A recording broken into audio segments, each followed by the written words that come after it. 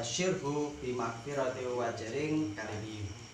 Inama pastine tunggiro meten-meteni sira man ing wong ittaba'a akan anut adzikra. Jadi Nabi Muhammad SAW diutus oleh Allah Subhanahu wa taala itu untuk apa? Litunggiro, anggir, untuk memberikan peringatan. Peringatan kepada siapa? Man ittaba'a dzikra, kepada orang yang mengikuti adzikra. Apakah adzikra itu? Ada yang memaknai adzikra itu adalah peringatan, ada yang memaknai adzikra adalah Al-Qur'an, karena nama lain dari Al-Qur'an itu adalah adzikra.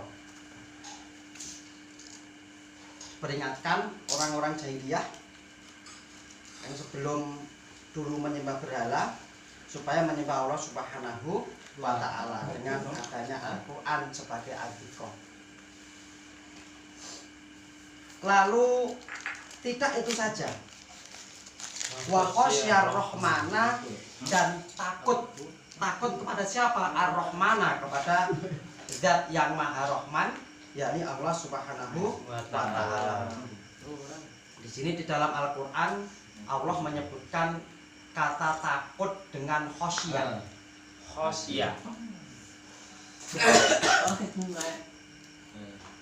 Takut itu ada banyak versi.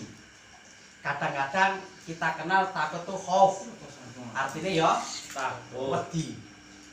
Namun seperti yang dulu saya katakan, di dalam bahasa Arab tidak ada sinonimitas, tidak ada kata yang artinya sama.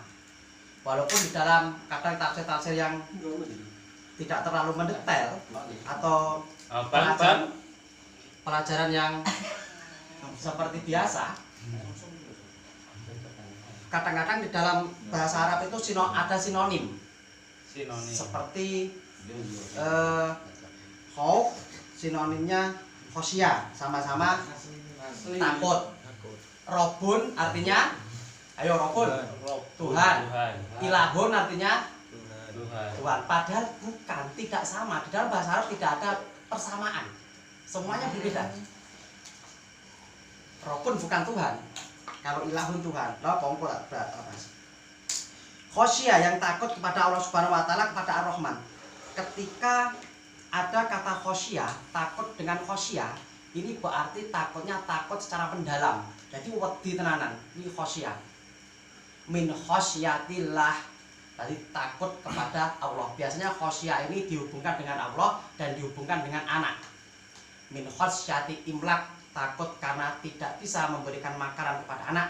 Akhirnya orang-orang jahiliyah mengubur anak perempuan secara hidup-hidup karena dia takut nanti kalau anak perempuannya berkembang, kerja ora iso, perang ora iso, akhirnya mek mangan turu tidak bermutu menghabiskan biaya, pendem.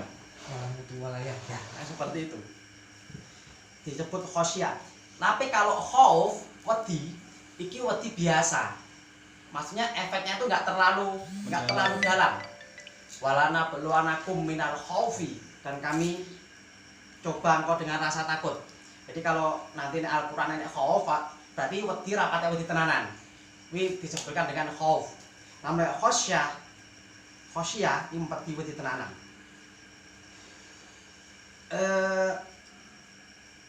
Takut dengan Allah Subhanahu wa taala, zat yang Maha Rahman, bil ghaibi, dengan sesuatu yang tersembunyi. Maksudnya dia takut kepada Allah kalau secara nyata otomatis takut. Namun ini takut dengan sesuatu yang masih tersembunyi di dalam situ. Seperti akhirat, seperti adanya surga dan neraka. Surga dan neraka nyoto ora? Nyoto. Tahu romo. Tapi tahu nyawang, Bro. Wes. Tundeng. Akhirnya bagaimana ketika ditujukan seperti itu, fabashirhu, maka berilah kabar bahagia kepada mereka yang takut kepada Allah, yang menuruti peringatannya Nabi SAW, bimakfiratin, dengan pengampunan, ghafarah, wa ajrin, dan ganjaran karim yang mulia. Ajr. Apa artinya ajr? Balasan. Artinya balasan. Di dalam Al-Quran ini banyak kata-kata yang dihubungkan dengan perdagangan.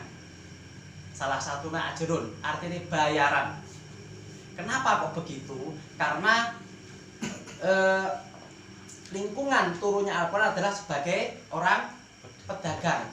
Kemudian Al-Quran ini petani, ya banyak dihubungkan dengan petani. Makanya ketika di Mekah Al-Quran ini turun banyak ayat-ayat yang menceritakan tentang perdagangan, karena orang-orang berdagang. Tapi ketika di Madinah ini banyak yang disimbolkan dengan pertanian. Contoh matalul ladzina yunfikuna amwalau fi sabilillah kama habatin ambatat sab'ata nabila fi kulli sumbulatin mi'atu habbah. Orang-orang yang menginfakkan dari jalan Allah seperti benih, yang mana benih itu tumbuh menjadi 70 butir, terus tumbuh lagi menjadi 100 butir. Ini kan pertanian. Karena di Madinah ini yang sangat terkenal masalah pertanian. Makanya disimbolkan dengan itu. Anune fadilahnya apa? Supaya orang yang dikasih tahu itu segera mengerti. Kan awake dhewe diceritani masalah apa-apa dikaitkan dengan profesional dhewe sehari-hari kan gampang nyaut. Jadi orang-orang Arab juga begitu, biar gampang nyaut ngono kuwi model. Biar lebih mudah dipahami. Biar mudah dipahami. Artinya bayaran. Jadi orang beramal mendapat ajar, berarti mendapat bayaran pasti. Karena amal itu hanya bekerja, orang kerja pasti mendapat bayaran. Karimun yang mulia. Karim. Tuan rumahmu Karim. Iya. Abdul Karim. Artinya yakni ya Muhammad wa Nabi Muhammad inggaruka meten-metenono sira bil Qur'an kelawan Al-Qur'an. Sampane kudu meten-meten wong Arab. Lah medeni piye karo Al-Qur'an? La tufidu ora meten-meteni sira ila man amana billah wa bi risalatika. Dan tidak akan takut atau tidak akan memberikan faedah kepadamu.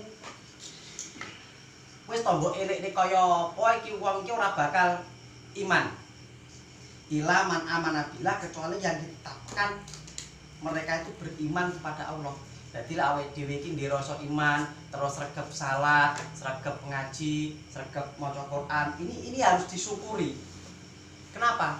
Karena betapa banyak menungso-menungso sing wis dilikne, sing ngilikne lambene sampe jedir pisan, entek rokok sak bungkus ini. Kuwi ora tedas pirang-pirang. Jadi ketika kita sadar, ada kesadaran, wah aku tak ibadah. Ini berarti kita itu mendapat suatu hadiah yang sangat luar biasa dari Allah Subhanahu wa taala. Karena banyak nabi dulu yang mengingatkan kaumnya, tapi kaumnya tidak mau beribadah. Seperti Nabi Nuh, Nabi Lot, Nabi Hud.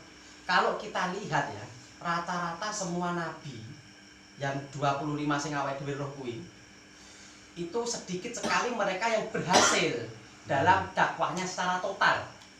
Kebanyakan di tengah-tengah dakwahnya mereka meminta kepada Allah supaya diberikan bencana yang kaum Mesa wis ra kuat ya Allah, kuat iki ngadepi perasaan model ini. Kuat-kuatne wis ra kuat mungkin balik apa piye. Balik ya mati. Ya wong dong ngeluh ae kok ora arep malaikat ditakoni. Ya wis ra kerasan piye nek donya. Kene kerasan. Mantuk napa piye? Ora apa-apa lho. Darayaan pengen mlebu surga, tapi kok udah dhisik mo. Wabiri salatika, dan dengan risalah. Risalatun dari kata rosalah, artinya utusan. Risalah yang dibawa Nabi sallallahu alaihi wasallam. Paman mongko wonge kuwi tabaah ahkamal Qur'ani wal haditsah, kira tak waca ngene iki rantai. Wonten. Wa dzakara ta'ala bi qalbi wa lisani fil halil ghaibati. Barang siapa yang mengikuti Al-Qur'an dan hadis dan ingat kepada Allah Subhanahu wa taala dengan hati, dengan lisan dan dengan perbuatan, ini artinya iman ini. Jadi iman itu sebenarnya mempercayakan dengan hati, terus mengucapkan dengan lisan, dan mengaplikasikan dengan perbuatan. Makanya ketika bilang asyhadu alla ilaha illallah, iki artinya kudu yakin. Habis itu lisannya kudu muni. Oleh karena itu syahadat itu tidak boleh ketika tidak diucapkan. Syarat sah orang masuk Islam adalah mengucap, bukan mengucap dalam hati, tapi mengucap bukan batin. yang ada suaranya. Kenapa begitu? Karena harus ada ucapan. Setelah itu diaplikasikan. Berarti setelah asyhadu alla ilaha illallah akhirnya pengaplikasian itu bahwa tidak menyembah selain Allah. Tapi ya nek wong sing bar maca syahadat ini ora nyembah Allah ya pirang-pirang. Kan suatu pernyataan. Pernyataan itu belum tentu benar. Kalau ya, pengakuan bukan pernyataan. Pengakuan itu belum tentu benar kalau yang mengucapkan manusia. Kadang-kadang lain di mulut, lain di hati. Apa lawan ya? Pengalaman. Tukang. Sering dikecewakan menjelang ya.